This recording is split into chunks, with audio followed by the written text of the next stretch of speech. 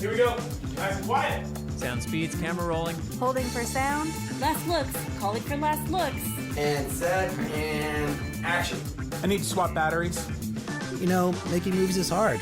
Making movies is hard. Welcome to Making Movies is Hard, the podcast about the struggle of being an independent filmmaker. I'm Mark Purcell. I'm Liz Manischel. So this week we have a throwback episode I recorded with one of our part-time co-hosts, Samia Salami, way back in November with a really wonderful filmmaker. She's a local San Francisco Emmy award-winning filmmaker, matter of fact, Cameo Wood, who had massive success with her first short film, Real Artists, and including winning an Emmy for it. And she runs Coven Film Festival over in the city. So often, the things that you think you need because are offered to you because they're free, there's this inherent cost that you did not anticipate. But before we get to Cameo, the network, Liz. Oh, yeah. I came up with the article this week because usually you do, and you do so much work, and I was like, I'm going to do something for this show. So I found an article. You do so much, Liz. You do so much. But I often feel like I don't do enough. So I found this really cool article about how we don't really own content that we purchase from Amazon.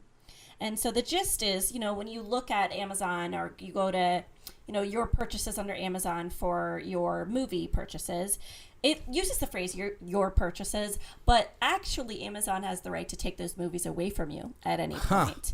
And wow. This is just one in a long slew of things that Amazon does that regularly upset me. Wow. And I just wanted to bring us back to, I think it was like maybe a year ago, where titles that people uploaded to Amazon through Amazon Video Direct were just disappearing because Amazon just decided to take them off. So they very often, they have a lot of power, and they're, they hold up this image of being this democratic platform where we are also included in that power, but I don't think we are. And it made me miss all the DVDs that I gave away to Goodwill last year. I mean, Can you imagine going back and not being able to watch Doc Hollywood? I cannot. It would be traumatic. But what are your thoughts? Yeah, this is interesting. I didn't really understand what this meant until just now. So if I bought a season of television through Amazon, you're saying that I don't necessarily own that and they could take that away from me whenever they want? It doesn't mention this in the article to my recollection, but I think it's based off of licenses. So if Amazon licenses a content library that has whatever season of TV show that you purchase, and then they lose the rights to that show, you don't get to keep that show in your Amazon library. What? So it's not a purchase. It's like a timeshare for for your content. Wow. It's frustrating. I don't know how timeshares work. I just know they annoy people, and that's why this is annoying. Well, that's really stupid because I use Amazon because I don't have TV, right? I don't have a TV subscription. So if I want to watch Better Call Saul, for instance, I'll buy that season, and then I just assume that I have that season forever on my Amazon. But you're saying I could go in there one day and then Better Call Saul could be gone. Yeah. And they probably would give you a warning because that's a fairly well-known show and would upset a lot of people. But what I think is interesting is, when Netflix came about, content was devalued. The idea that you could get hundreds and thousands of titles for $9.99 a month really changed the marketplace.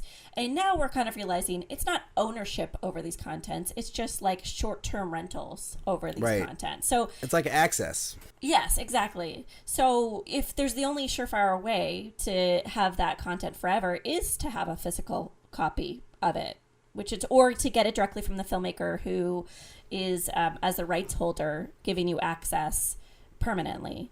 But these major corporations are going to, they're not always going to have friends. They're not always going to have Better Call Saul. And so you're not always owning what you think you're owning, which is a big bummer. So you think that since I still am obsessed with Blu-rays and DVDs and I have over 200 of them, that's a good thing? I do. That I still have my collection.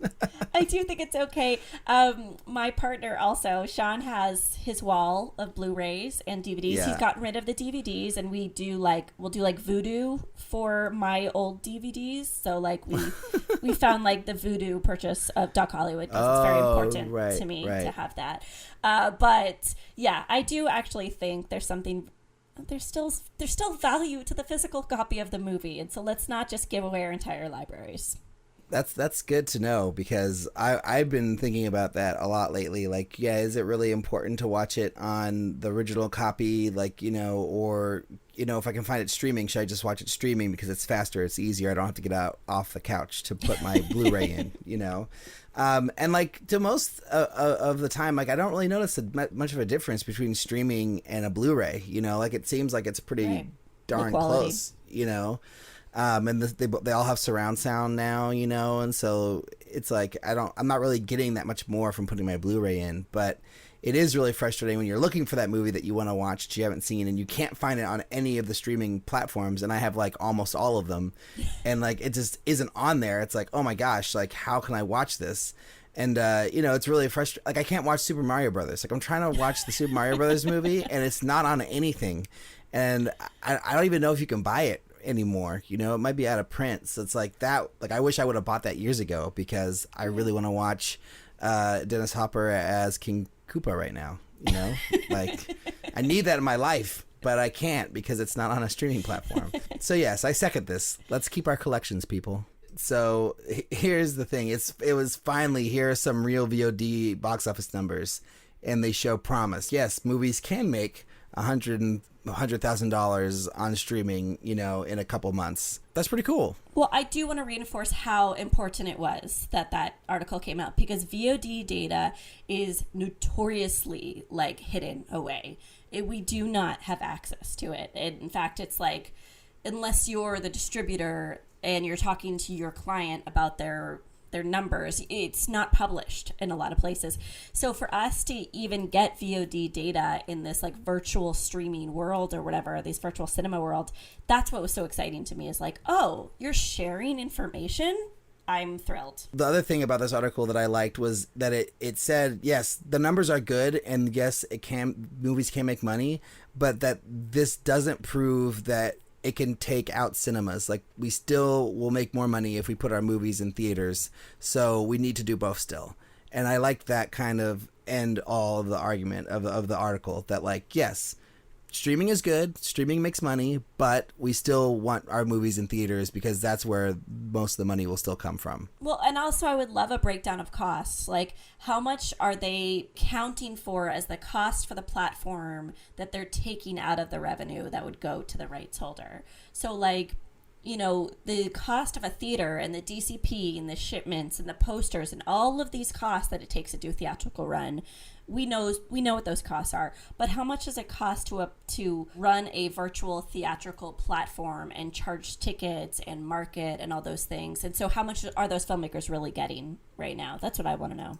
Yeah, me too. But oh no, so I don't know how we can find that out, but someone tell us if you know, because we would love to know, and we would love to tell everybody about these numbers.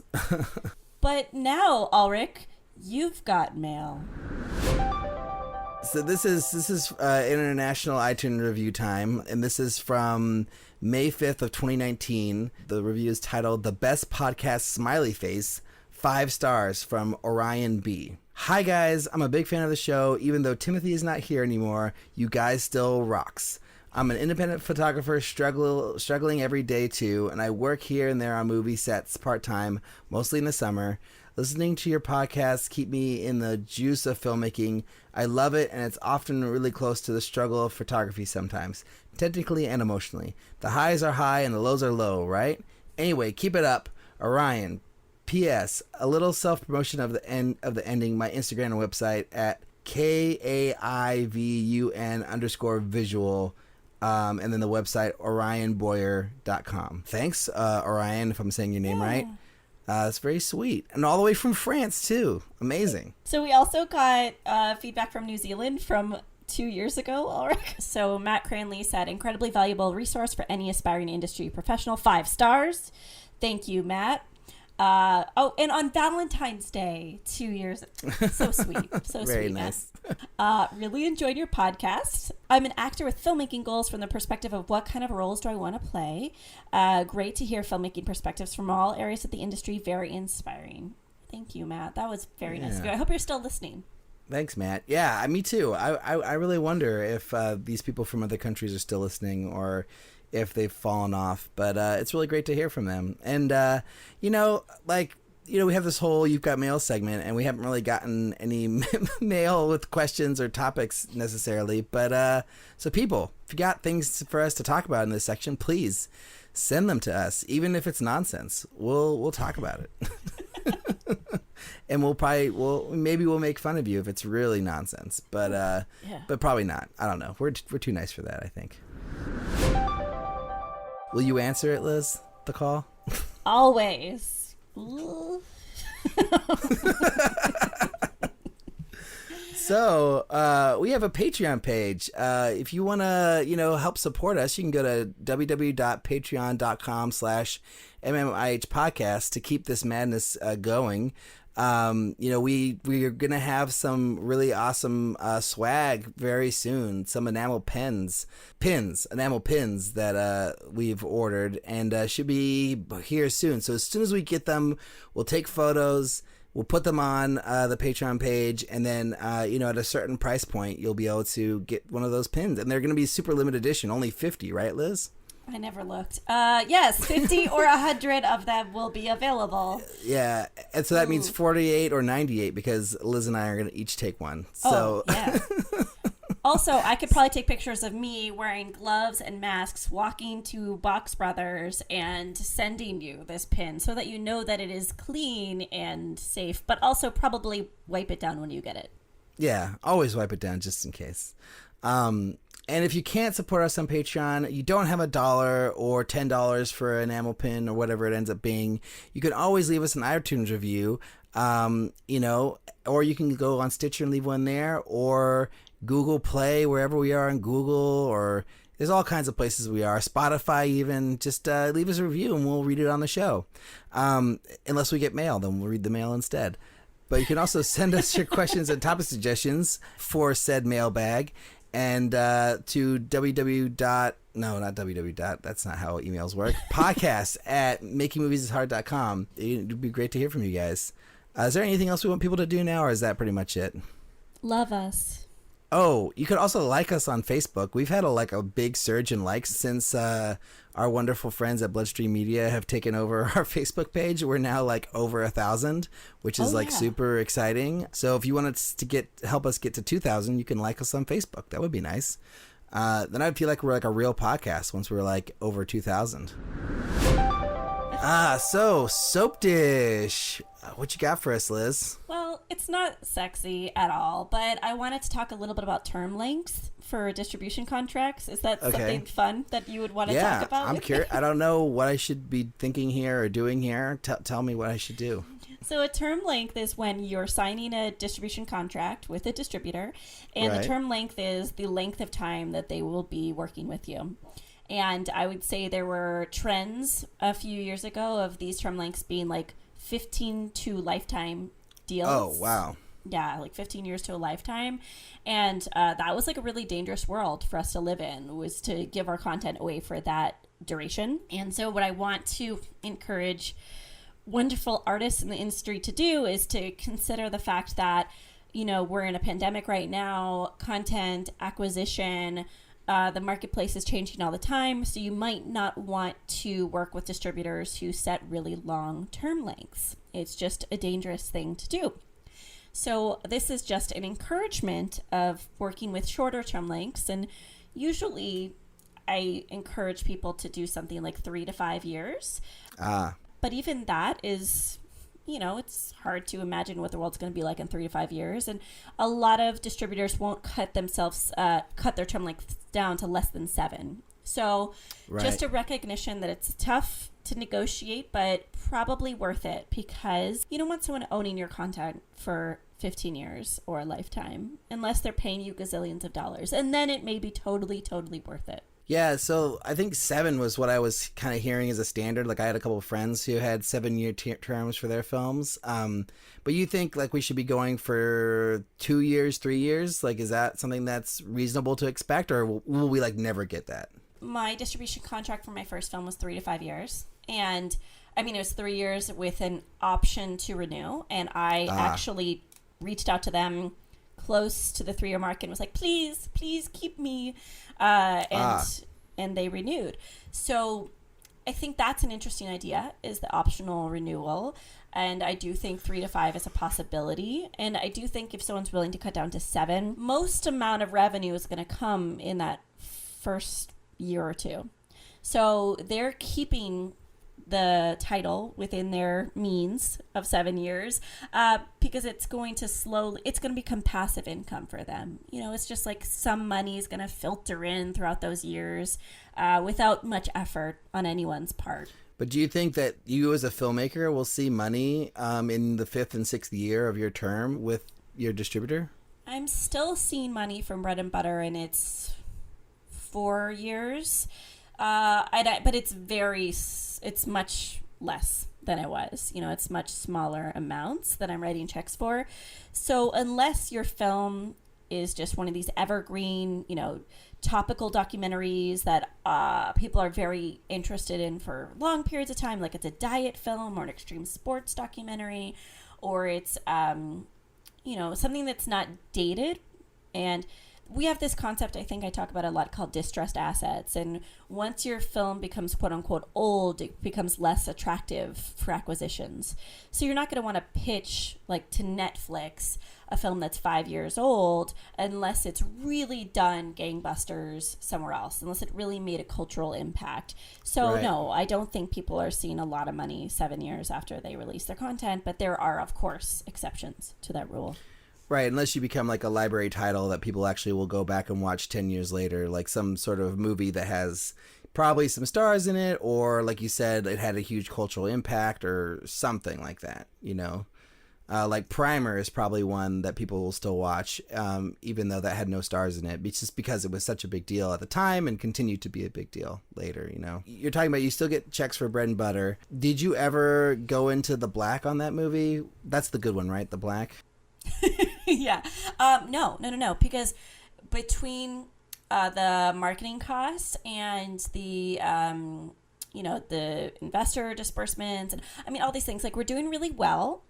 I think it's something that gets misconstrued a lot, where I'll tell people the movie cost, X amount and that we have actually grossed back the amount that the film cost, but that's gross receipts. That's not net. Right. And you have to think about the take that the platforms have, the take that the distributors have, and then all the marketing costs on the distributor. With all those things combined, it's very, very difficult for people to completely recoup. And we got a Hulu deal, and we got airline deals. We did all these great, great things. So no, and I don't think it's ever going to happen. When you get a check-in from your distributor, like you're writing multiple checks to different investors? Is that where the money is going? And I'm dispersing. How do you figure that out? Do you have like a spreadsheet that says like each person gets X amount of dollars or like percentage of each dollar that comes in, and then you write checks for that percentage? I did straight, very easy percentages with them. Okay. And that was part of their investor contract. So I can easily disperse the checks. But very often films will go and they'll hire outside services to do those check disbursements if it's not if they have a lot of investors or if the percentages aren't super easy. And those services also will do SAG residuals and all these other things that you have to do when you get paid. Yeah, because I have like probably 10 plus investors on my list, something around there, and so I know it's going to be a lot of checks each time we get a payment. I really feel like it'll just have to be some sort of math equation that we figure out to like break up how much everybody gets. And like, so we have really low investors too, like there's one like put in $500 or whatever. Yeah.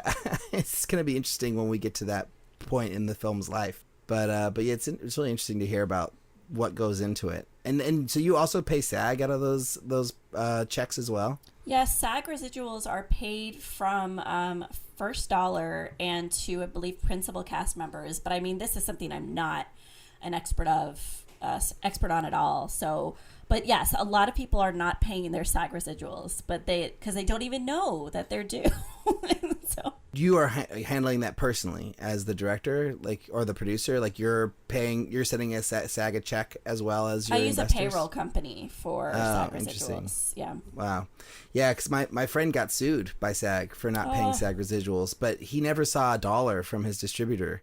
So they weren't paying the SAG residuals through their contract. And since he never got any money from his movie, he never paid them. And then they like sued him after like 4 years and were like, hey, where's our SAG residuals for this? And then I think he had a lawyer friend like write a letter back and be like, look, this filmmaker has seen $0 from this movie. There is no money to pay SAG residuals. And then I think that there was like some sort of series of letters that got him out of it. But it's a tough thing, man.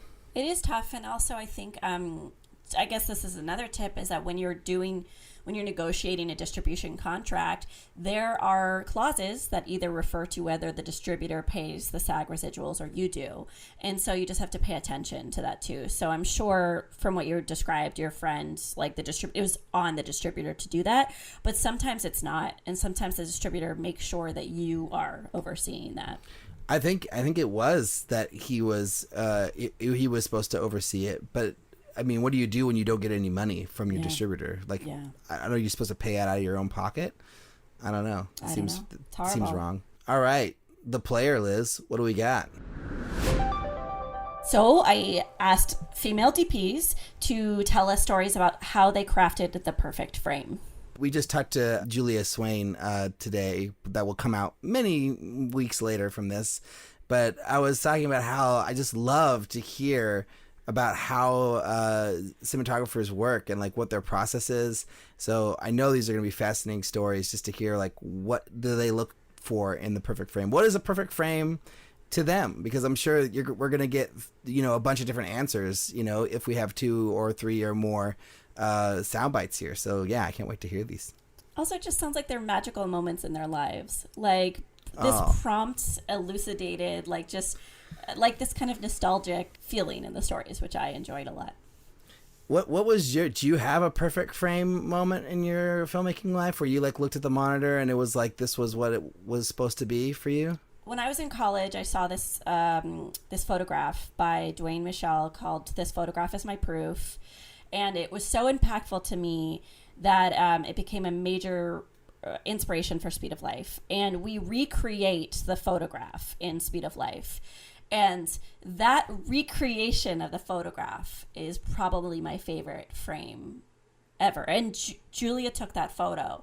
So, like my first company was called This Is My Proof, based off of the photograph. This photograph is my proof. I just really, really love this image and I have it framed in my house. So, yes, the fact that Julia recreated this thing that was so important to me is my favorite frame. But what's your favorite frame?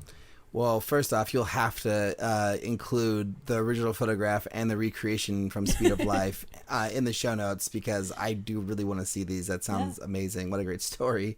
I do have one. So when we were making the alternate, there was a scene, we shot and that I had written. It was one of the original scenes that was from the early draft. So it was something that had been in the movie probably since like the first draft, I think, like way back. And we shot it.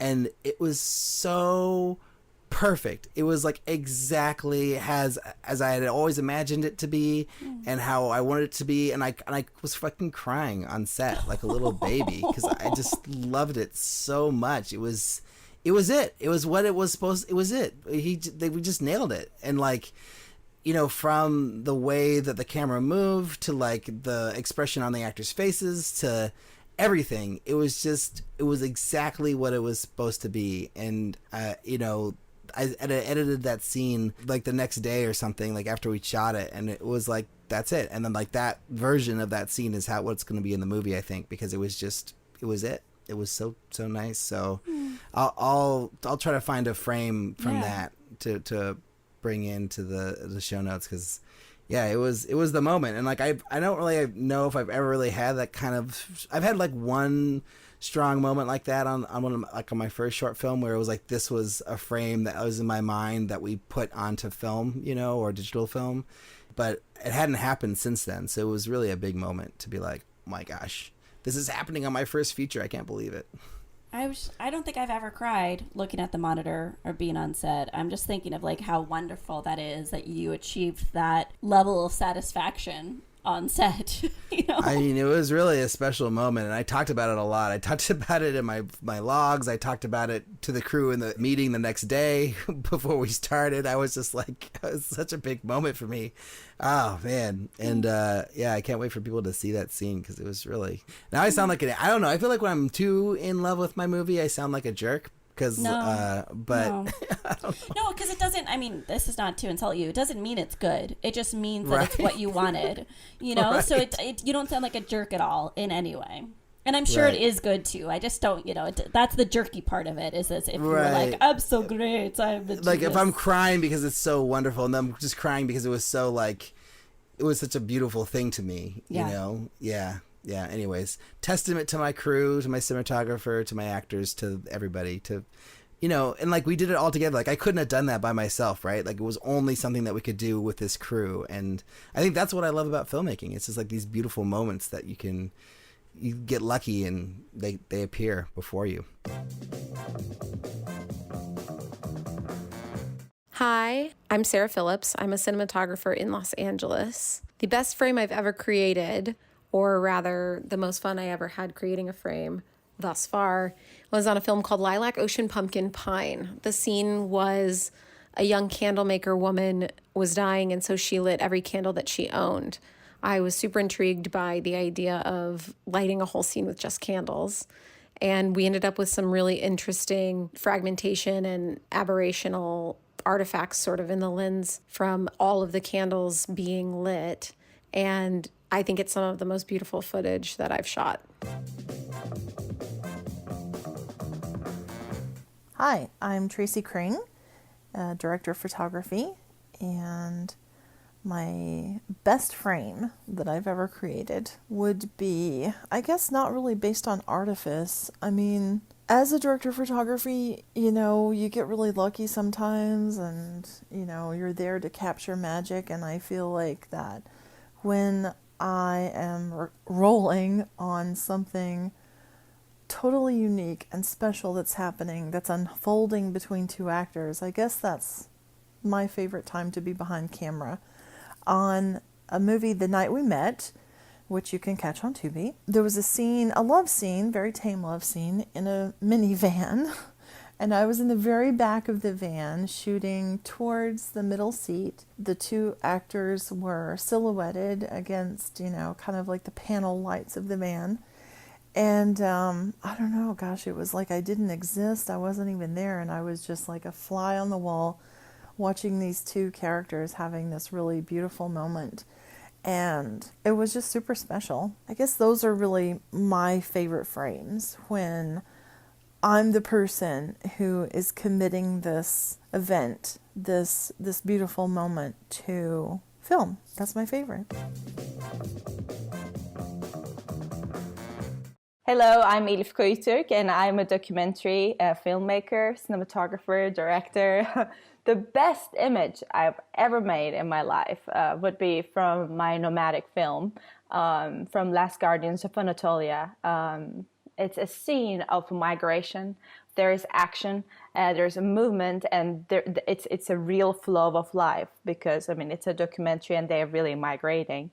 And you hear the screams and the colors, and it's fast. And I was standing there seeing that moment for a couple months before I shoot it, and I felt it, like every step they take, I felt it right in my heart while making that imagery, and that's why it's so special to me. So whenever I watch it, I exactly feel that I am there, I am hearing it, I am smelling them, and that's what it makes that best imagery in my life, I think, that I take.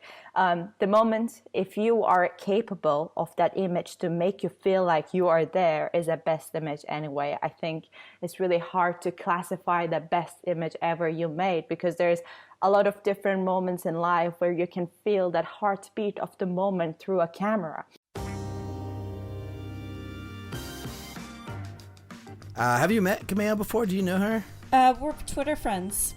Oh, nice. But I don't know her other Excellent. than that, just through Twitter. So I had heard of her for a long time through many different people in the Bay Area, and then Samia was friends with her and was like, oh my gosh, you have to have Cameo on the show. And I was like, oh, absolutely, let's do it. But there's so much good stuff in it, and Cameo was so open and honest and just like really detailed how she has done what she's done and how she's approached her career. And I think it's super, super valuable and super useful, and really get into it a couple times about some tough experiences she had as a woman, trying to make her first film. So yeah, I think on that note, let's get to our conversation with Cameo. And Samia, I should say. My name is Cameo Wood. I'm a filmmaker. I also have a film festival. I started making films about 5 or 6 years ago. I've worked on, as a producer, some films, and my first narrative project was Real Artists, and that came out in 2017. And I also have a film festival called Coven Film Festival, which is here in San Francisco, January 10th, and that is for women and non-binary directors of shorts and features. This is our second year. I also teach filmmaking to students with a paid internship, and I also host a series of dinners with Cinefem called Dinner with Dames, where we get VIP filmmakers from the industry to talk to local women filmmakers from all parts of the industry about how to further their careers. So Real Artist, that was your first short film that you ever made? Yes, so Real Artist is the first narrative short that I have ever made. I saw it just the other day. It's fantastic, and it's played, what you said, 300 film festivals, and it won an Emmy recently. Congratulations. Thank you. It's amazing. And just for us who don't know, can you just tell us a little bit about your feature that you crowdfunded? I did have to switch it up a little bit, so now it's it's much more based in the world of Real Artists, so it is not going to be a time travel movie. Oh, is it like a feature version of Real Artists now in some way? Yes and no. So Real Artists is based on a short story by Ken Liu. I wrote the screenplay, but it's based on his short story. So this feature film is similar in tone, but it's not based on the characters, and it's not based on Ken Liu's story and world. Because again, it makes it complicated if I have to get the rights to his characters and his world and whatever. So is it more based off of your short, yes, but not his work? That's right. Okay, interesting. And then that way you own all the rights too, right? That's right. When you did the crowdfunding campaign of the movie, were you marketing it as a time travel movie? Yeah, but I was raising money for development, and I was also raising money with the idea that I'd be shooting a feature film in my hometown. Oh, okay. And I had a co-writer, we were working on it, and we just couldn't get it to where it needed to be. The key element that I think people were responding to, women of color as the primary protagonist, based in Western Massachusetts, being hard science, not fantasy. So I was like, I'm gonna keep all these things that are true, throw out the time travel, because it just wasn't working. As long as you're being true to your director and artist's vision, that's the most important thing. That actually does lead to something I do want to talk about, like partnerships in film. How does one navigate that, and how does one foster good partnerships? Because it seems like that is a thing you're going to have to contend with as a filmmaker, whether that's with a producer, a co-writer. But those relationships can get really tricky. Responsibilities can get really tricky. So what have you learned about that and navigating that? The number one thing I've learned is have incredibly clear contracts that are written while you're friends and, you have a good working relationship, but with an eye to what's going to happen in the worst case scenario, when you're not friends and things didn't work out or feelings were hurt. And, always try to make sure that people don't get to that situation. But, even I remember there's something with my editor. I had a contract with her, and at some point I was like, hey, I'm waiting for the third edit for this week. Where is it? And she's like, no, we had 2 edits, and you get some revisions, and then that's it. And I was like, wait, what? And I checked the contract, and sure enough, she was 100% right. I'm like, whoa, my bad. I'm so sorry. Could we do a new contract? And she's like, yes, of course. But I completely forgot what we had agreed to, and having the contract saved it. And now, I still work with her, and I love her, and we have a great relationship because the contract really details out what we've promised to each other. So I feel like I now have my lawyer as my favorite person. I talk to them all the time. I have contracts with everyone. And now that I have contracts, everything is great. Contracts are, I think, really important because it is easy to get into a disagreement, especially over something creative between artists, you know? And so I haven't really worked on anything with anyone that didn't have a contract of some kind. I also don't collaborate that much. You know, I'm usually kind of in my own bubble, although I love collaborating. It's a lot of fun. I did have a situation, something weird, where I had hired somebody and they had subcontracted out on their contract, you know, people to work on my set. Somebody that was like below the line, you know, and they had to go and like hire drivers to move pieces of set or whatever it was. And at the end of the day, they basically told all those people to come to me for their paychecks. I don't have a contract with you. Like, I've never even met you. Like, I don't know. And like, that's part of this person's contract was to get pieces to the set, take the pieces away. And there was just like a lot of confusion about that. It was awkward, for sure. But then did they end up getting paid through the person they were supposed to get paid through? No. Turned out that the person I had a contract with, who told me they had insurance and they were an LLC and da-da-da,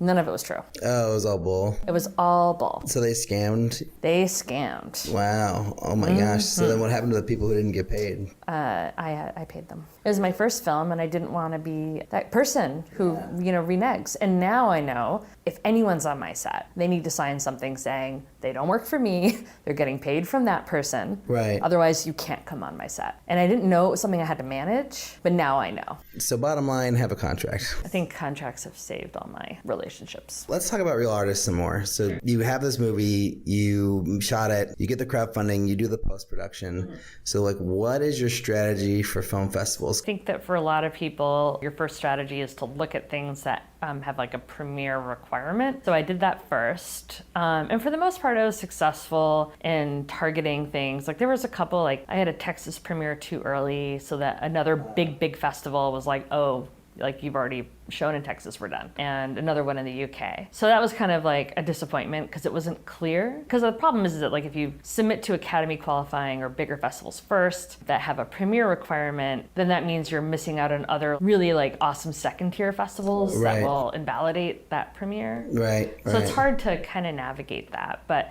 more and more festivals are, especially for shorts, don't care anymore. So where did you end up premiering? So I actually premiered on the same day in two places. One was at CineQuest, and then the other one was at Manchester. Just out of curiosity, what was the Texas premiere that you had? It was at the Austin Revolution Film Festival. And that kept you out of South by Southwest? No, it kept me out of Austin. From that point, you get into CineQuest, you premiere at this other, you know, in Manchester same day. Then what's the strategy from there? Is it just like blanket, like as many film festivals as possible? For those, I think I had to apply 3 months earlier. And so I had no idea. So I tried to do the premiere requirement ones first. So it was like CineQuest, SF Film. I also, you know, focus on Bay Area ones because I was like, I wanted to get into one. But then I was lucky enough to do CineQuest, SF Film, Mill Valley, Sonoma, Napa, and Oakland. So all the good ones. So I did all of them. Nice. And SF Indie. So I did all of them. Which Oakland one was it? The Oakland Film Festival. Real Artists has been in over 300 film festivals. Wow, crazy. And I did travel to maybe 50 or 60 of them. So it was pretty interesting. And then it was also like at a couple of museums in Berlin and Seattle. Amazing. And it's been on TV a few times. So how do you get into, was it just like submitting to a bunch of them to get to 300, or was it getting into a few key ones and then you get invited to other ones? For me, it was getting a few key ones and then going there personally and then getting an advocate.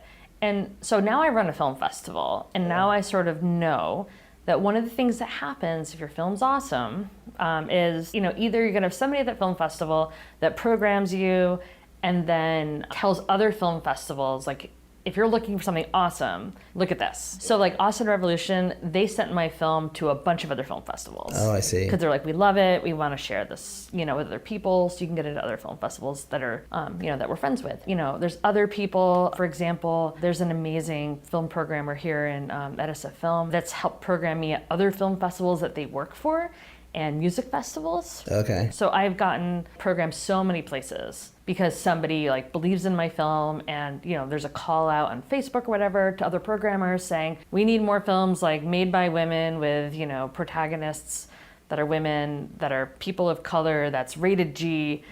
maybe about technology or sci-fi or whatever. Right. Does anybody know of any that have been made in like the last 3 years? Right. And they're like, oh, here's this one. And they have a poster, everything's in the right format. You can show it on 35 millimeter, like whatever it is. And I vouch that this person has their shit together.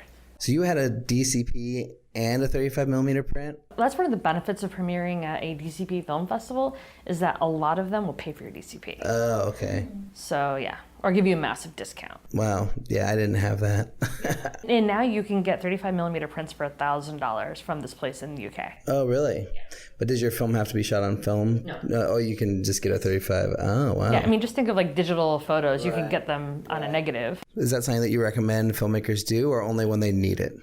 Almost nobody wants to show my film on film. So it's kind of a bummer. It's been shown at Maine International, Encounters, a couple others. Right. But it's only when there's a film nerd who's like, you shot your movie on film and you can show it on film. I think like the biggest venue it ever showed at was Man's Chinese Theater at Holly Shorts. Oh, nice. Yeah, awesome. Which is a fest I really recommend. It was absolutely wonderful. I met some of the coolest collaborators there, and one of them was nominated for an Academy Award that year.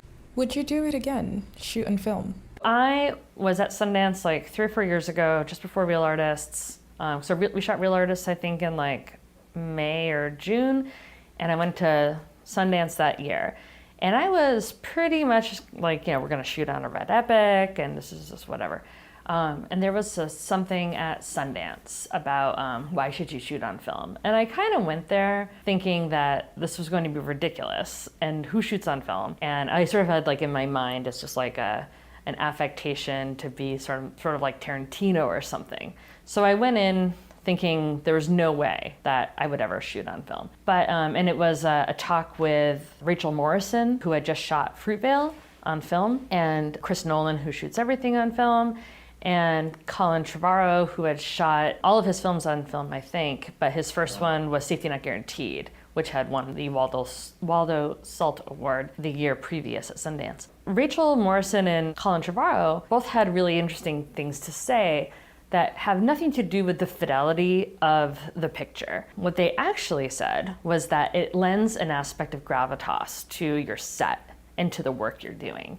And that as a first-time filmmaker, Colin Trevorrow and Rachel Morrison were saying that it, sort of made people take things more seriously, because as filmmakers and film buffs, we have this ingrained idea of the importance and the scarcity of film, and that we should take the opportunity much more seriously than if somebody's just shooting on like a DSLR or an iPhone or something. That this is something very serious. And so as a first-time filmmaker, I was like, I need all the help I can get. It was pretty accurate because people were very excited to work on film. I had somebody that was, had worked on Jurassic World and was so excited about working on film, basically like gave me this ridiculous rate. I got the film nearly for free. I got the camera for free. Wow. There's a lot of equipment that in this area that was primarily used for film, like Fisher Dolly, that people just aren't using because all their equipment is just so lightweight. Yeah, we were able to get like a Fisher 10 really cheap.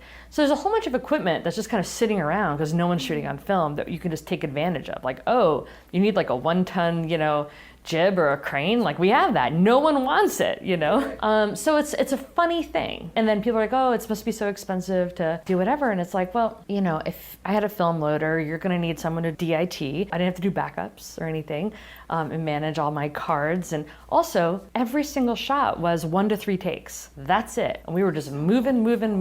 Right, well, because you have to. You can't afford to do more than that, right? Half my film was not used. Oh, wow. Because we had thought we might need 6 to 8 takes. Oh, wow. But nope, we were so fast. We had doubled the film. Wow. And you can't sell that back. You can't sell that back. Yeah, I just remember my buddy made a film when he was 19 and he shot on film. And I remember that the whole deal was do like 6 rehearsals, but only 2 takes because they just didn't have the money to do anything else but that, So that was sort of went into his discipline. I tried to do that. I was like, oh, let's do some rehearsals before we shoot. But then everyone's just like, just roll on the rehearsal because we can. And it's like, okay, well, this is the world that we're living in, so we'll just do it that way. And it does change like the feeling of the set because like you could just keep recording. That's not necessarily a bad thing because I think sometimes in rehearsals you do find little moments that aren't replicated later. They're just like little things that you don't get on take 3 or 4? I think that, like, for me, I had 2 TV actresses. So these were people that had completely different ways of presenting their lines and their characters, absolutely prepared. There were, like, no mess ups. Whereas, like, I think it'd be harder to shoot on film if I had people who, really needed more rehearsal or more takes to get where they needed to be. Right. It'd be a different thing. Right. But for real artists, I think it was an appropriate medium just because of everything else that was going on. And it also made the editing process much faster because, again, we didn't have that many takes. Right. But you could have had more. That was more like you as a filmmaker. Again, first time, and I needed to make my day. So I had a lot of pressure because we shot for 3 days. We had 10-hour days. We had a whole bunch of other stuff going on. It was incredibly hot. We were competing with a children's camp going on during filming. Wow. Yeah, we just had to make it work. So are you advocating for film and like basically saying that it's not as expensive as we all think it is? I am advocating for film, for sure. I think that if I had shot digitally, maybe some of my setups would have been faster because the lighting might have been a little simpler. No one was looking at their phone on the set. Everybody was like on it. The film processing was probably pretty expensive. For real artists, I think it was like $6,000. I don't have to buy like big multi-terabyte drives and cards and chargers and all this other kind of stuff. It's a whole thing. Also, you can't on the set, you can't check what you did. Do you have video playback sometimes on film? Because I think there are systems that you can do that, but I mean, you didn't have that. It was just the old school Yeah, style. we were using like a Millennium XL2. Like what you saw on the monitor during the take is what you had. Right, and you didn't get to check it. So it kind of changes everything about how you're doing it. Like we needed 5 people to be watching on the monitors. Hair person's watching, I'm watching, continuity's watching. Like there is a certain level of phone-itis, I guess you could call it, where people just drift to their phones during takes, especially in the grip and electric departments. Those guys. I mean, bless them. They're they're really focused when it's time for lighting, and then after they check the image, it's like they kind of drift. To me, it's like I love film, obviously, right? Like who doesn't love film? I've never worked with film before. I've always assumed that I never would because I don't have any big budgets to work with, and it's not something that I really find personally driven to do because I really like the look of digital too. Like I think Reds and Alexas look great. Maybe one day I'll get to do it. You're kind of selling me on it. So the other thing too is like when you look at my budget, the thing that was really expensive was people and feeding them, right? Yeah. And so if I can do limited takes, very little downtime, quick setups, quick turnarounds, no one's messing around, then that might reduce how much time I have to spend. My actors are on the set much less. We can do I think Real Artists was something like 47 setups in 3 days, 10-hour days. That's incredibly good. Even for digital. Right. And we had, dollies, we had rails, we had all kinds of stuff. Right. Jibs and stuff, special effects shots. With all of that and like green screen and everything, I remember seeing this thing and like, I love Peter Jackson, but there's this one part of The Hobbit where Frodo is, coming down the stairs and doing this brief scene.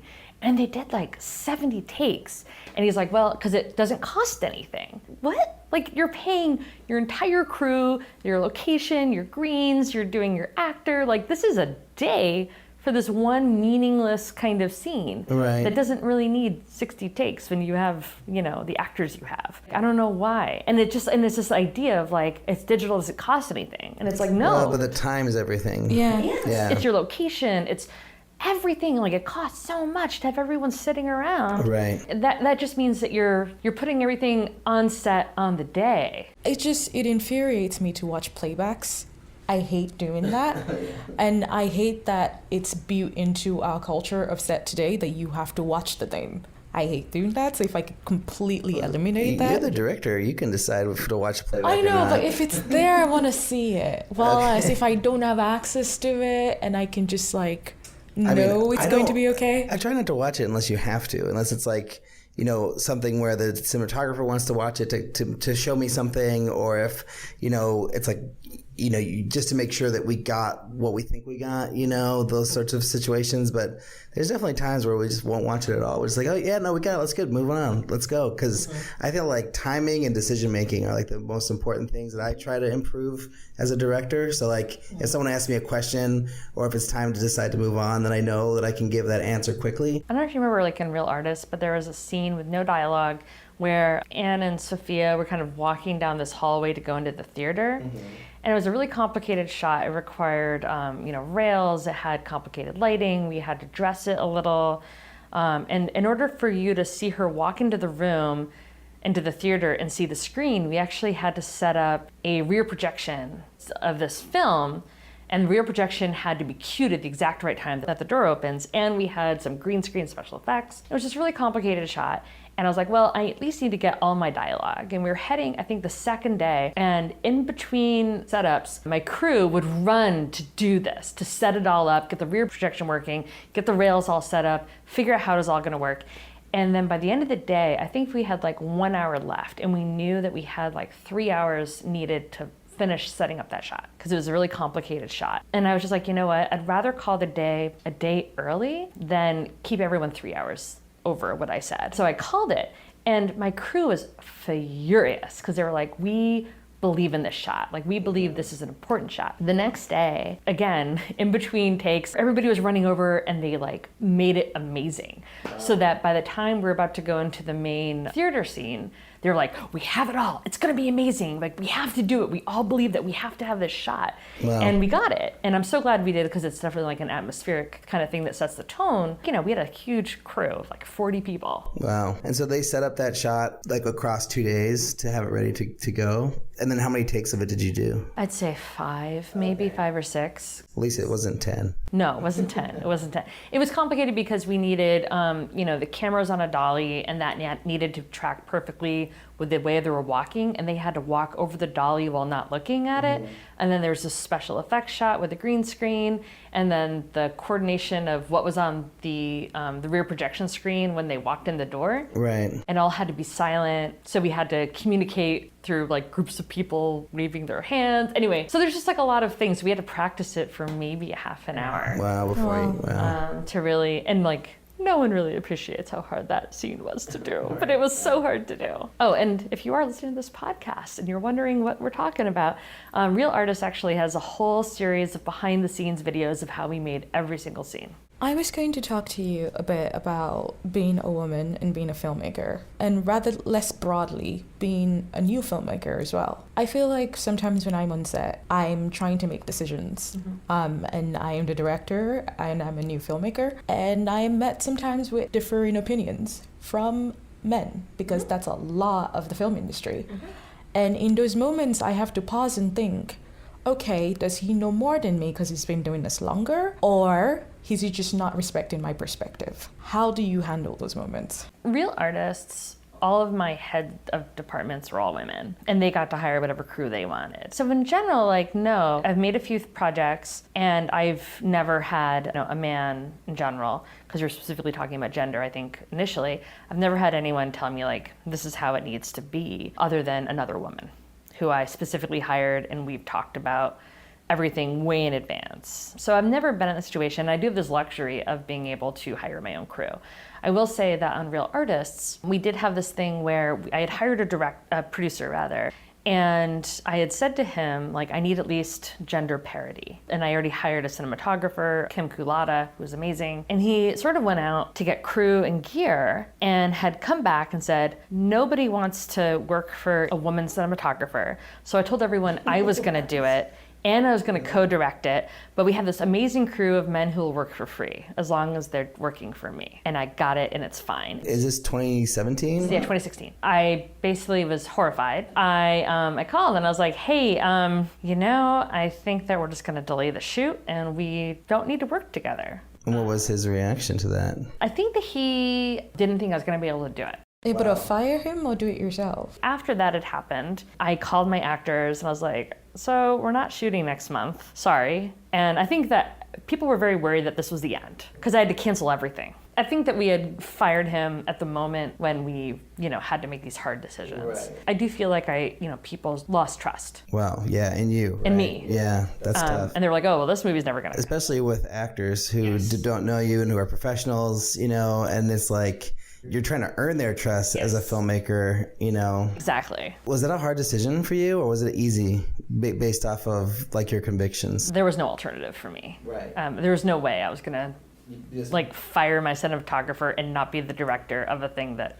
Wait, so you were saying you wouldn't be the director? That we would be co-directors. You and the guy? And he would shoot it. So, but then thankfully, I went out to my producers and I said, look, we need to have gender parity. It's not a thing we can negotiate on. Right. And they all sort of pushed back and said, but we don't really know any women. Your crew said that? Yeah. Oh, interesting. Like, we don't know any like women first ADs who work in Really? San Francisco. Wow. Or we don't know any women who do sound. And I was just like, wow, it looks like you need to make new friends. I pushed back super hard. Wow. And so we, found those people. And then, here we had this set that was, I think it was like 75% women, 60% women of color, people, who had disabilities, people who were, transgender. Like, we really were just like, all things being equal, let's try to find, people who are underrepresented in film. That's good for you. It was amazing for us. And it also meant that all these people now knew, if anyone ever said like, hey, how do we find a sound recordist that is like a woman? Or how do I, do we know any gaffers that are, women? Facing this myself is like a lot of my contacts and the people I know are men, and a lot of the people I can call favors on are men. So I've been feeling a little bad lately, like realizing that my crew for my feature is mostly men. I do have a lot of female producers, which is really great, but it's something that I've been struggling with. And it's like, I think it's good to make an effort as much as you can, but I don't know. I was like really beating myself up that I had a lot of male department heads, but I also just thought, you know what? That's what you have for this movie. You can make another movie where you have different choices, and just do the best you can to be as inclusive as possible. Because I know a lot of listeners are probably out there listening like, well, I don't know any women either, blah, blah, blah. And as long as you're trying to make an effort, you're going in the right direction. But, I definitely think it's something that I want to work on myself and like include more women on my sets. I think it's a big thing that we need to work on as filmmakers. I would also like to add to that there are a bunch of Facebook groups with women. I know Brown Girl Doc Mafia is one of the biggest ones, and it's a huge database. There are all sorts of women on there, women DPs, gaffers, all sorts. I feel like one of the things I actually struggled with was trying to find people to match my very tiny budget. And a lot of the times, those weren't women. I feel like the thing about it sometimes is that when you are out here struggling, people don't necessarily have the privilege of struggling with you because they don't have, people who are in the same position as you sometimes, they need resources to fall back on. They can't, half their day rate or, I think in my case, or a stipend. Or a stipend. Right. And I wouldn't want to ask anybody to do that. Right. I remember when I was working with Jason in particular, I was looking for a woman DP. He has a friend named Jason who ended up being my DP. And I remember one of the reasons I actually ended up working with Jason, besides liking his work, was that he also had a lot of his own gear. It's really difficult to find people like that. It's tough. And I mean, for me too, it's like a lot of these people are the people I came up with. I PA'd with 8 years ago and worked on my first short film for free or my second short film or whatever. So it's like, you got to pay back the loyalty for all of the things that people have done for you over the years. And it's like, I think in that way that there's a little bit of male dominance on my sets. But I feel like, in fact, you're totally hitting on why most sets are male dominated. If you go to TV or whatever, it's why is your crew these people? It's like, well, this guy helped me out, this guy helped me out, we all went to film school, we've all been doing the same thing. And it's like, well, why are there no women in your crew, on your, lighting or, your electric, whatever. It's like, these are not the people that have helped me, they're not in my industry, I don't know any.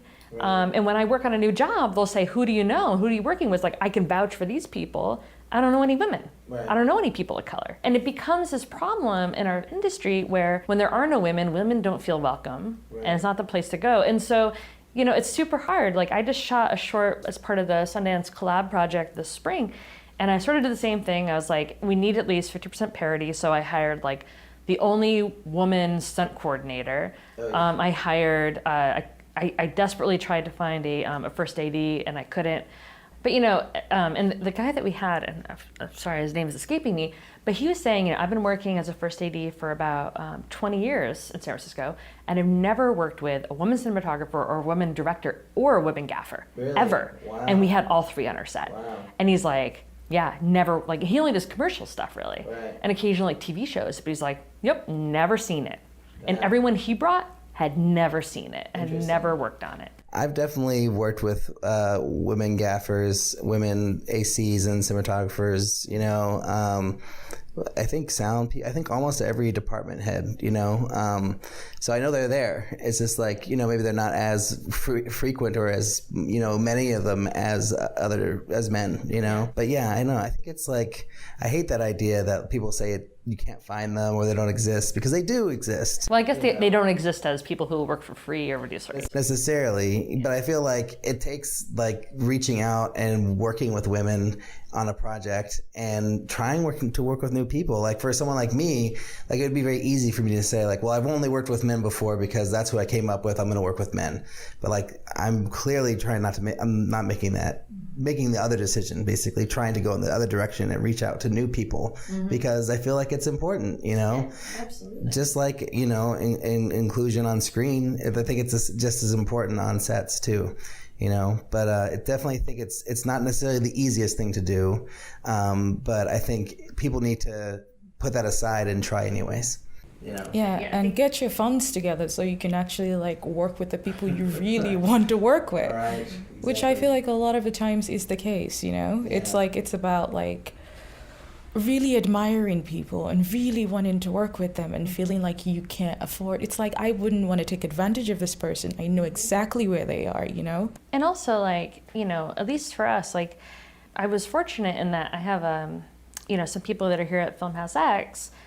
They have a company called Liars and Thieves. I had said to them, I have an amazing woman cinematographer that's coming up from LA to shoot this for me. You know, to save money, instead of renting a kit, can I have your camera? Oh, and he was like, you know, give me a COI and it's yours for the week. That's awesome. So I got his whole package. Wow. You know, because he was like, I want to support, you know, women directors. I want to support you. I believe in what you're doing. Here's my whole package. Like, as long as you have real insurance and I get a COI, yeah. Wow. And same with my lighting kit. I basically said, I have a women, you know, I have this crew of diverse people. We're doing this project for Sundance. You know, can you help me? Right. And pretty much everyone said yes. That's awesome. All these, you know, men that I had hired in the past or people that I hired in the past, right. I was like, I don't really need your labor. What I really need to save money is I need your gear. Right. Or your location. Support this, you know, female gaffer who doesn't have their own lighting company to fall back on, who wants to gaff a movie. That's a good way to approach it. Well, it's also just, you know, it's like the answer to someone like me who would say, I don't know those people, you know, or they don't have their own gear. It's like, well, there are other solutions. Especially if somebody's like, oh yeah, I've got like 2 sets of camera gear. I've got like 2 Reds or whatever. Right. It's like, can I have one for like the week? Or, you know, like you're probably shooting for, you know, 30 days. You know, you could say like, can I have your package? Because surely you're not working every day. Right. You know, and can you do me a solid in that way? Yeah. So you never know. And I think that at least for me and what I do, I have to have, you know, at least 50% of my department heads. Otherwise, I feel like I'm because I can get men. Thank you, men. You're all wonderful. You give me free labor, and I appreciate it. But I only need 50% of you. Right. There's a line, and and I need to let other people in. And is that something you're going to hold to for the rest of your career? That 50% parity? Dude, I'm everything I can possibly do. I mean, you know, we'll see if there's ever a project where it's just too good to walk away from, and I hope there's not. Right. But I do feel like, you know, it is incumbent upon me to use whatever I have to make sure that, you know, any kind of PA or writing assistants or whatever, that they are paid a livable wage, people get overtime, people are insured, they're protected, and that we have inclusion of, you know, is there anyone who's applied that has a disability? Let's really talk to them, even if their resume is, you know, a quick second of experience. Like, but who knows? Because a lot of times people will say, I don't know if we need a sound recordist in a wheelchair. How are they going to follow us around? It's like, well, can they? Because this is a small set, and this seems fine, you know? And if they have a boom op, you know, like they don't, the sound mixer is sitting behind the, you know, cart anyway, so. Absolutely. And how can we be more inclusive? Or like, you know, and we had, you know, other people that had other kinds of disabilities, and, you know, and sometimes people don't hire them. For that reason. So a lot of it is just saying like, how can we have the most inclusive workspace? And, and understanding that when I see a resume from, a white guy with, 15 feature films in the Bay Area, and I have another one from a young, black man who's done, a couple of commercials as a PA, but is like maybe gaffed his own personal projects. How do I determine, if the right thing to do is to hire this other person? Like, how do I figure out how to be more inclusive? Go with the inclusive decision, or? No, I mean, in general, first of all, I always let my head of departments choose their crews. But I will also say that when it comes to like heads of departments or whatever, I do tell people, like, my expectation is that we will always try to be more inclusive, that my films are about underrepresented voices, and whatever they happen to be. So all things being equal, we have to be a crew and a cast and a story about underrepresented voices. And if that is a possibility that will not be a hindrance to the film in any way, then we should always make the more inclusive choice. And, for the most part, so many of these people, when your resume is really tiny because, you're not getting put out on the jobs and, people don't know you and you come from an untraditional background, like, you didn't go to NYU, you didn't go to USC. Like, for example, there's an organization here in San Francisco called BayCat. And I am like ecstatic about these people. And, if I see BayCat on a resume, I don't care what else is on it. I'm like, I'm in. We're hiring these people. Like BayCat versus 15 features. You're like, BayCat's good enough for me. I'd take that. So, yeah, I mean, and part of it's just knowing those people and like calling BayCat and say, I need a crew. Who do you have? I've said this before, and I've heard this on lots of other podcasts and conversations, is that it's not necessarily the resume that you want to hire off of anyways. You're hiring the best people who have the best attitudes and the best personality. And people who get your work. Right, yeah, and who are going to be good to work with on set. Like, you'd much rather have a nice person with, like, 2 movie credits than, a person who's, like, tough to work with who has 20 movie credits, But also, like, exactly like Samia was saying, like, if I had the choice of, like, I can have 10 people from very traditional backgrounds who will work for semi-free, or I've got 10 people from wildly underrepresented backgrounds who need a rate. I will go to my producers and I'll say, I really need to pay people, like, because these are the people that will make the movie more interesting, will have unusual perspectives, and this is the core of what you signed up for, is to celebrate underrepresented voices. And I need you to go find me $5,000. And what's the response when you've done that?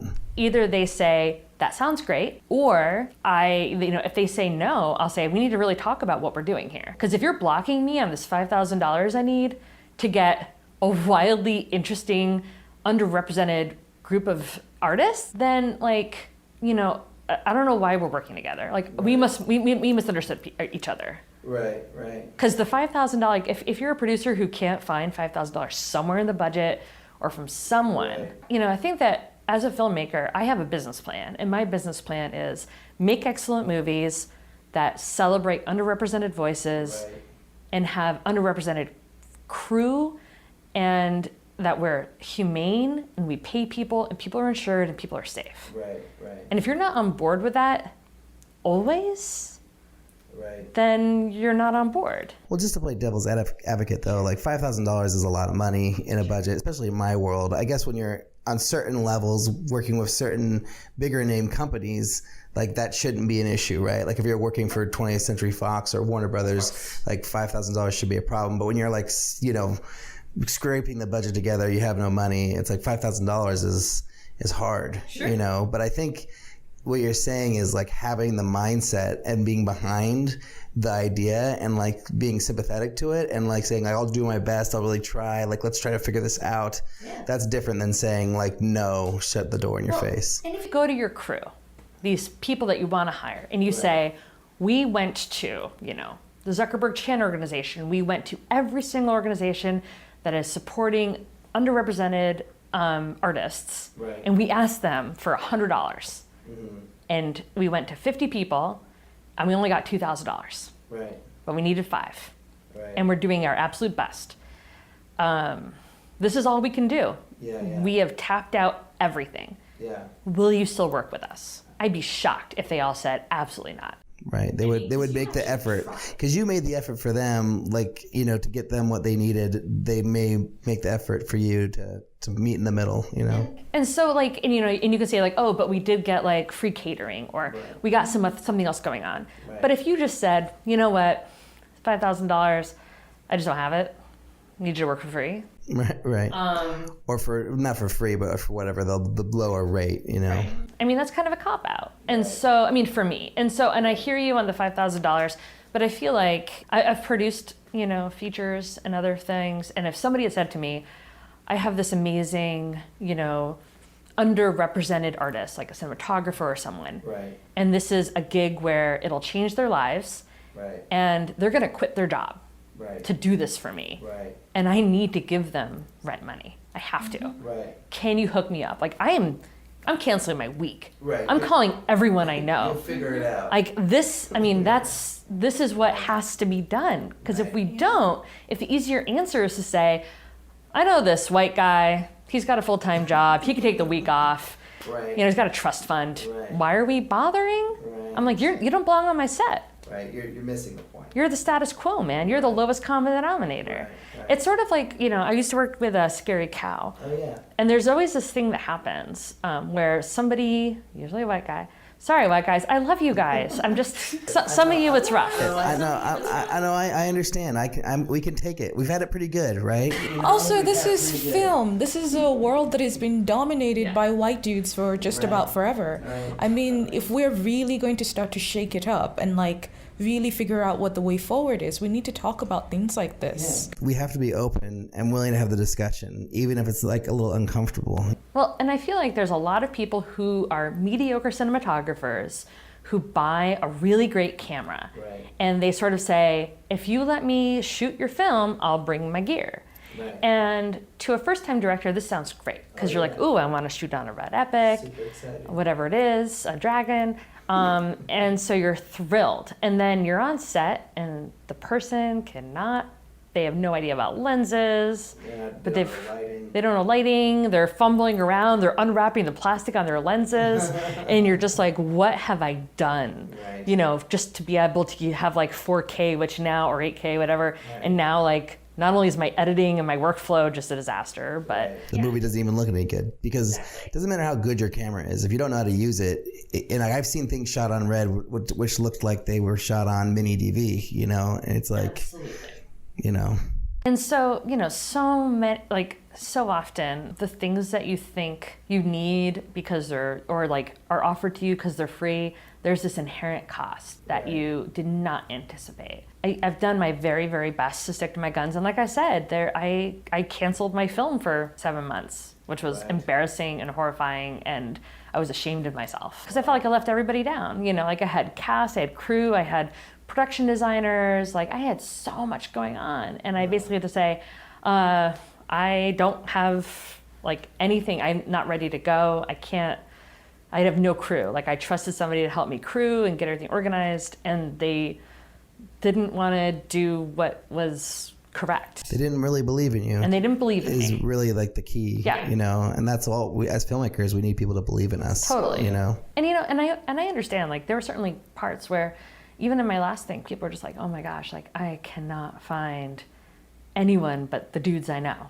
Right. To do this. And so like I would get like, what's it called? Like the Reel Guide. Right, the Reel Directory. The Reel Directory. Yeah. I would like pull out the Reel Directory, and I was even calling people like Hilton and saying, do you know any first ADs that aren't white men? Do you know any? Right. I'm just looking for one. Right. You know, and I was calling, I called like maybe 30 people. Wow. Looking desperately. And I failed. You know, I had this one person, our sound recordist, I was like, so, like, where do you live? Because I put out a call on Twitter or something, and she came. She did this great work, and she's like, oh yeah, I drove up from LA. Wow. I'm like, what? And she's like, you know, I read about your commitment and what you were trying to do, and your crew commitment, and I was like, I need to work on this. Wow. And she brought all of her own gear, and she didn't complain. She put herself up in a hotel. Wow. That's wonderful. And it was crazy. And so, you know. On one hand, you're like, now I'm paying this person. But on the other hand, people are like, I work in LA on TV. Like I can take a day off. Right. You know, and this is why I do it. And all the Bay Area sound mixers are screaming at the top of their lungs, "Why'd you hire an LA person?" I didn't know she was from LA. No, I know. And she worked for free. No. I think that's a really great story, and just goes to show like what people will do when you're, it's not just about the movie. It's also about believing in something that you're passionate about, and trying to make a change. Because, I don't know. I feel like right now, and this is something I'm really excited to talk to you guys about, because it's not always I'm in the room with two women filmmakers, as the single man. But what do you think about the way things have gone? Like right now, because I think there's a lot of feeling of things are changing, things are better. There's a lot of women directors making things now. There's a lot of we're doing it. We're post Me Too. It's looking great. But I don't really feel, from my perspective, it doesn't really feel like it's all changed that much. And it's kind of like all surface. And I wanted to know what you guys thought. Like, is that we are not post Me Too. People need to stop saying that. Right. Like, people are always like in this post Me Too society. I'm like, what are you talking about? Right. We literally there have been ants under the sticky situation for a really long time, and we literally just opened it. Right. I don't know if I've ever heard post Me Too other than a context of Me Too started, and we're post It's sort of like saying post 9/11. It's we're not in the middle of an explosion, but we're still in a wars related to it. Right. I feel like it hasn't even ended yet. I think it's barely even begun. And you still hear stories of terrible things happening on sets. In this, where you in an area where you think that couldn't possibly be happening anymore, it's still happening. I was talking to a potential producer. At one point, he confided in me saying, where are we having the after party? And I was like, I don't know. I mean, I'm sure we could find a bar or something. He's like, no, I like to be in a hotel because I usually like to wait until after the film is shot to have sex with people from the crew and the cast. Wow. And I was like, you were planning this into your... This is before you shot the movie? Yeah, it was before I shot the movie. And he was just like, I usually have sex with a bunch of the cast and crew after the production, usually after the wrap party. Wow. So if we could shoot at a hotel, that would be best for me. Oh my God. And in the moment, I regret to say, I was like, I guess there's attractive people. But I was just so shocked. That's total. How do you even respond to that? I didn't even know what to say. And now what I would say is we're done. We're literally done. Right. And I'm sure the person would be surprised if I said that. Wow. Because they clearly thought that this was cool. Right. That this was no problem. Yeah. It's we're done. They took the precaution of waiting till the whole thing was done. Wow. So, it's actually kind of okay in their brains. And, and the same person I found out later regularly, lured people in to do headshots and then encouraged other things to happen. Oh, my gosh. And so, there's things like that that are still happening. And these people are still happily finding work. And I think that we are still in Me Too. I think that men have a healthy fear of repercussions, but if they are in enough power, it just means that somebody is either willing to lose their job and be on the internet as a victim, or on the internet as an accuser, which is not a good place to be, or you are, or you're being like a sexist pig with somebody who you control enough that they're not going to say anything, and that's always been true. In my opinion, and this might be a negative thing to say, is that it's not really ever going to end. People in power are always going to take advantage of people who are below them.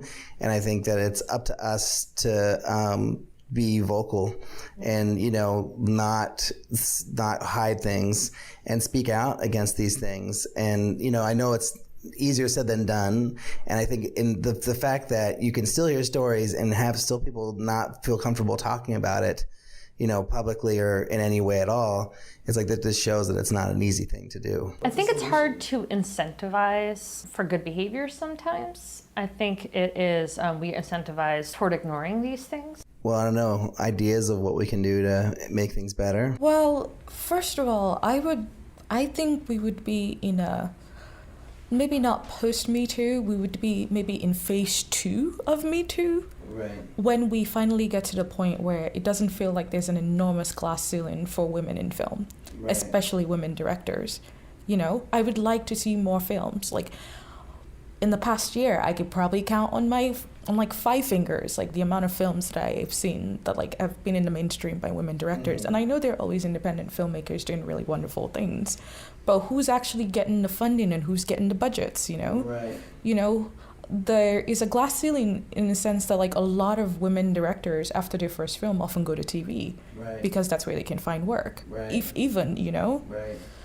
And I feel like until we get to the point where I'm seeing more films that are getting more budgets, like until everybody is getting like Ava DuVernay size budgets. Right. And even she has to fight for those. Right. And she's like super talented. Right. You know, until we get there, it just doesn't feel like... Because then, it like ricochets, and then you can hire more women department heads, and then you can put more women in positions where Right. people don't feel like they're compromising anything to be on set or feel unsafe, you know? It's just about having more people in the workplace. So I had another filmmaker on talking about this recently, and the episode hasn't come out yet, but she was talking about how the stats haven't really changed much in the last 5-10 years, that we're not really actually seeing more female directors at all. It's kind of going down, if anything, you know, especially in studio system. That's where her numbers are coming from. But like as a viewer, like I feel like I'm seeing more women's names on the director's like credit for films. But I'm wondering if that's just because I'm looking for it and I'm paying attention, and that like maybe I saw just as many women's names as directors on previous films, but I just wasn't really processing it before. And so I feel like it's changing, but it's really not, you know? And so I don't know. I think it's really interesting, and I think that, you know, I've heard other people say in passing, or read it or heard it in podcasts or something, where it's like, yeah, things are getting better, you know, and like, you know, it's changing for the better, and then you look at the real world and it's not. So I don't know. What do you think? Like, do you, in your world, do you feel like is a big change, or do you think it's just like the same problem? I mean, it is true that the numbers of directors that are getting especially theatrical release is wavering between like 7 and 9%. And it went up, I think it was 2 years ago, it was at 9%, now it's back at 7 to 6. And I do think exactly what you said, there's a lot of films where now, you know, previously having a woman director wouldn't have been a celebrated aspect of the marketing, Right. you know, and now it is. Right. You know, like for The Farewell of Lulu Wang, like you hear about it and you see her. And you see Awkwafina, and you see, you know, the people that were part of it, or Greta Gerwig, or, you know, when Olivia Wilde just did Booksmart. Yeah, exactly. However, if you look at, you know, Booksmart, that was on 2,500 screens, and it made about, you know, let's see, I think it was like $20,000 per screen. It was made for $1 million, and I think it made around $60 million in profit. Right. You know, and just to sort of, you know, another film, like, you know, the most profitable film out right now is Joker, right. Which is, you know, an A-list actor, Joaquin Phoenix, right. You know, and that was released on 250,000 screens in 73 markets. It's made $550 million, which is around $40,000 per theater. Right. So much of that, you know, if you had taken a film like Booksmart, which I think is 98% on Rotten Tomatoes, right. and given it more markets and given it more screens, it could have made a lot more money. Well, I mean, based on how many markets it was in and how it's doing right now on VOD, yeah. You know, and it just didn't have the marketing budget, but obviously it didn't have, you know, a built-in comic book. Right. It's not a superhero movie, right. Which, I mean, Joker isn't really a superhero movie, but it is because it's got the Joker in it, you know. But there was like a hungry audience for it. And, you know, Olivia Wilde, again, $1 million is nothing right. for a feature film like that. Right. Especially given who she is. Right. Right. But she was a first-time filmmaker, though, right? Which, I mean, I feel like getting $1 million for your first film is a pretty good deal, you know. Sure. But, I mean, there are other examples where, what's his name? Christopher Nolan's cinematographer, his first feature, do you remember what budget that was? It was like $80 million or something for Transparent, which was totally terrible. And it's like, why are you giving that guy $80 million to make his first feature? And, or even like Colin Trevorrow and Needed Safety Not Guaranteed, that was like, what, $7 million? Was it really? Wow. And it was, his second movie ever was Jurassic World. Yeah, which is like, whatever, 160 and million. He was also promised Star Wars 9, right, which obviously he didn't make, but right. that was supposed to be his third movie. Right. So, and, I remember, and I like Colin. I think he's, an interesting person. But, there was a lot of conversations and anger around why he was getting these opportunities. Oh, interesting. And, well, to get the two largest franchises after a movie that most people haven't seen. Right. Well, I mean, isn't that like a trend that's happening? Like, where they'll hire young independent filmmakers to, direct these big budget movies. And I don't really know why, but I think one of the reasons is control, because they feel like this person is, they made one movie, it was like a darling, an indie darling, and now we're going to give them, Fantastic Four or, the King Kong movie, and they'll do what we say because they're young blood, How many women young bloods are there? None, right? Yeah. Of us. Yeah. Yeah. And part of the problem is that when asked, like Lucas and Spielberg, why did you give Star Wars or why did you give Jurassic World? And it was like, I see myself. Oh, interesting. Which, it's a, it's a right. kind of a bearded white guy, a little, right. His late 30s. He's got a couple kids, from Vermont. There's a certain thing going on. Of course. And when that's the thing that attracts you to giving somebody a $1 billion opportunity, a life-changing, now one of like the stars of filmmaking, right. Having it be acceptable and having it be reasonable to say, I hired that person because they looked like me and they reminded me of myself. Right. And to have that be okay, right, is a weird thing. It is weird. And we do it as humans, but I think the onus is upon us as people who dictate many of the mores and ideals of society through our storytelling, right. To reject that. It's the same reason why, you'll see a lot of leads in movies represent the director. Like you'll look at the lead and you look at the director and you're like, oh, they look very similar. And so I'm like very much trying not to fall into that at all. Although if I cast, let's say, Yahya Abdul-Mateen in my movie, which I won't be able to get him, but I could argue that he kind of looks like me because he's got a beard, even though different skin color, but same build, but I feel like... You get a pass with that one. No, I don't know. I mean, I'm just saying, like, it doesn't have to be the same color of the skin for me to relate to seeing that person in the character that I've written, Like, I don't have to be like, it has to be a white guy because I'm a white guy, But on the other hand, like, there's also amazing programs right now, like HBO has amazing opportunities in coordination with Urban World to find and support and put a spotlight, especially on Black filmmakers. Right. They're doing amazing things. A lot of film festivals now, really are trying very hard to focus on underrepresented voices, whether right. that's people of color or women or whatever it is. So I think there is, especially at the indie level, a real focus there. And there's other people, like two especially, and of course they're women, which is Mira Nair, who made The Queen of Katwe. Mm-hmm. She has a filmmaking studio that's based out of Uganda, and she teaches, and she has like 6 or 7 that she was doing. She's at Columbia right now teaching, but I think she's gonna go back to it. But she, I think it was like for 6 or 7 years, she was helping young African filmmakers from East and West Africa. She was helping them make their first films and bringing in cinematographers and crews and making films. So she was like, I'm not going to try to throw you into like the Bollywood system or the Hollywood system. We are making our own system. And we now have all kinds of actors like Giancarlo from... Oh, yeah. He was involved there. From Breaking Bad. And a lot of other stuff now. Yeah. He's in the new Mandalorian show, which I'm excited to see him in that. Totally. And one of the... Oh, God, I wish I could remember her name. One of the lead actresses in Black Panther had also gone through her program. Oh, really? Yeah, so, Mira Nair, again, just really walking the walk of, I got this opportunity. Her first film was nominated for an Academy Award. She did it for like no money.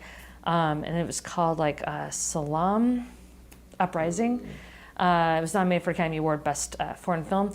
But she also has made other movies like Kama Sutra, Queen of Katwe. She's made a whole bunch of others. But and then Ava DuVernay, who now has her own studio, Array. She now she's a distributor. She has she's the person, and because of Queen Sugar, she is single-handedly helping women, only women, move from being indie filmmakers into getting their DGA card. Oh, wow. So I have a film festival called Coven, and the winner of Best Director last year was a woman named Bola Ogun, who made a movie about a black mermaid called Water Phoenix, and she made another movie that premiered at South by Southwest called Are We Good Parents, which was amazing. I showed it at our film festival, and she won. And also she and I shared the stage for an award that AT&T gave us. It was presented by Ava DuVernay for Best Filmmaker. Anyway, and so Ava gave her an episode of Queen Sugar, and now she just finished wrapping on her second episode of Legacies. Oh, wow. And this has all happened in the last 6 months. Wow. So Ava is single-handedly introducing more women and more people of color into the DGA than literally anyone. And that is something that I think is required and that we all have to do at every level of filmmaking. I like that you said that, because I think there tends to be this sense with like white men now. Like I've watched a lot of films where this is like a common joke that they're throwing around, like, oh, it's such a hard time for a white man, and they say it like, it's crazy. They say like it's a joke and we're supposed to laugh, and it's like ha ha ha. But people are literally saying that. Yeah, people are saying that now, and I know that there are listeners of this, hopefully, but there always are. There are probably people who are going to listen to this and it's like, what am I supposed to do? Is it a hard time for me? And then people complain about like all of the inclusive programs, and like I can't get into the Warner Brothers this program or the HBO that program, and it's like, well, maybe it's time for someone else to have some focus, to have some attention. Like, we've had it for over 100 years. I mean, it is still hard. Like, it's still hard, very difficult out here for all of us. Right. But with that said, it's like, white dudes of the world, you still have privileges. And when you are in the position where you can actually call shots, you can be part of the conversation. You don't have to be the person that's like outside of it. If a DuVernay doesn't have to be the only person spearheading this. Right. There are other dudes who could do this, who have the power to do this, are just not, and they're just like, oh, it's a difficult time for us. Right. And I feel like, if Roman Polanski and Woody Allen and, can be at Venice and premiere their films there to great accolades, and Marvel movies like Joker can win Venice, there's not white man to be seen in any of that, and a couple of, convictions over there. I believe in white men that they can also do that. I believe you can do it, that there's room for you. I believe in you, white men. You can do it. No, seriously, stop excluding yourself from the conversation. Right. Include yourself. Well, just do what you can to, like, there's a lot you can do to make a difference as a white person. I just feel like this whole inclusion thing where you're talking about, doing a 50% women, 50% men on set, anyone could do that. You don't have to be a woman. You don't have to be a person of color to do that. Robert Pattinson is like, he's like worked with Claire Denis. He's worked with, like, his big movie was Catherine Hardwicke. I mean, he works with women. I mean, there's lots of people who, make an effort. Actually, I think number one in working with women directors is Keanu Reeves, because of course he's our patron saint. But yeah, I mean, if you are a woman filmmaker and you need someone big, I'd recommend you call Keanu. Oh yeah. Yeah. Wow. Sorry, Keanu, in advance. But I feel like nice. There are people in the industry who do this similar sort of idea of, I am going to give extra assistance. Right. And using what I have to help people. Right. And no matter what position you are, whether you're an actor, an investor, a gaffer, whatever it is, you can find a way. Like I recently had a gaffer, he had his own truck, and I was like, hey, I have this young, woman who's just starting out, and I kind of hired her as my gaffer. Right. And he's like, okay. I'm like, why are you calling me? I'm like, can you give her your truck and be a grip? And he's like, well, but, and I'm like, yeah, I mean, because you could help her, right? Right. And he was like, I feel awkward about that. I'm like, yeah, I'm sure she'd feel awkward if I told her I didn't want her to be the gaffer anymore. I needed her to use all your gear and be a grip. Right. And he was like, oh, well, okay. And he did it. Oh, wow. And it was it was awkward for a minute. But then, he was like, I really wanted to help. I really believe in inclusion. Wow. And I realized that what I needed to do was take a step back for a minute. Right. Yeah. And it felt weird, but I believed in it, and it was amazing, and I was surprised. Wow. And that's awesome. yeah, and he's like, if you need to do it again, I'll do it. Wow. Because I'm okay taking this, because I don't need the credit. Right. And he can be like, a mentor of sorts, in a way, or a supporter, to this person. Yeah. And and that's the other thing is like, you've already got it, you've already carved out your piece. Right. And this isn't a job that's really making you a lot of money because it's like an artistic project. Right. What if you did take a step back? Like, what would that be like for you? Right. And, having somebody say like, oh, I want to do a cookie over here, and be like, I would never, okay, I have no idea. And then if she asks you, like, what do you think? You can tell her, obviously, or give other ideas. But, right. There's something amazing and being able to be the person that helps. Sort of like Mr. Rogers says, look for the helpers, man. Any last words, any last final thoughts here about this? I mean, obviously, we just need to do better, right? I mean, I think just as human beings in general. Right. Yeah. We're all on this tiny little planet. Right. Making some good movies, hopefully. Like, be willing to help people if you can. It's really that simple. Like, try not to think about yourself. And it's like, if people need more incentive, other than just like the goodness of your heart or whatever. Right. It's like, if you include yourself in these conversations, you want to be thought of. I don't plan to stop making stuff. I'm sure Cameo doesn't plan to stop making stuff. Right. And there are there are a lot of us, right. who are marching forward and wanting to change the industry. You want to include yourself as part of that conversation rather than be the one who's left behind. Right. And be the guy who was the one who didn't budge. If you didn't see lots of other women on set making movies, or if another person who's watching you didn't see you make your movies, if let's say you weren't able to make your movies for some reason, it wouldn't continue. So that's why I think we all have to support, women making films, because, in order for it to actually change, we have to continue it. It can't just stop. Yeah, there's that, there's that saying of, if you can see it, you can be it. And I remember one of my favorite films coming out as a kid was Real Genius. Oh yeah. Which was amazing. And I was so ashamed of myself 5 or 6 years ago, and I realized it was directed by a woman, and it never occurred to me. Wow. Or like Pet Sematary. Oh, yeah. Another film that we grew up with that we never saw as a feminist film or a woman's film, right? It scared the heck out of me. Yeah, definitely. Yeah. It was horrifying. Yeah. And I think now we would celebrate it.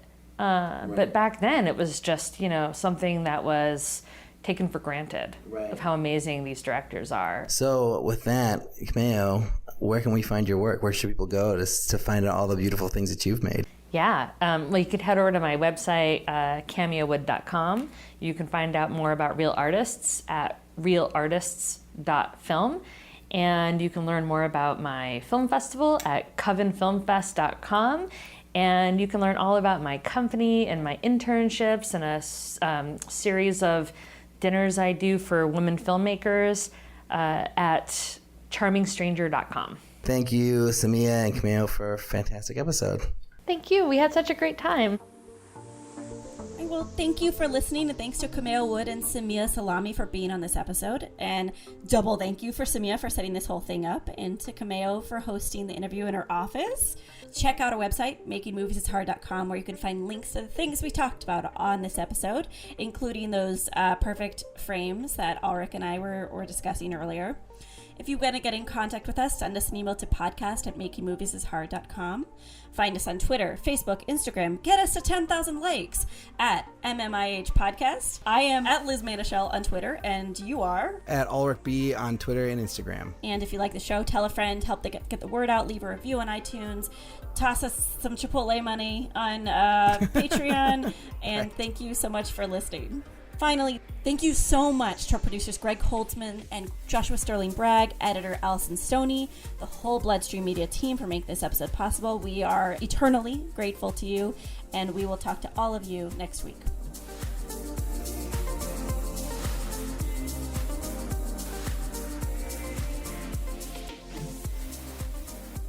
Oh crap! I did scroll down. This is like the most important thing to say.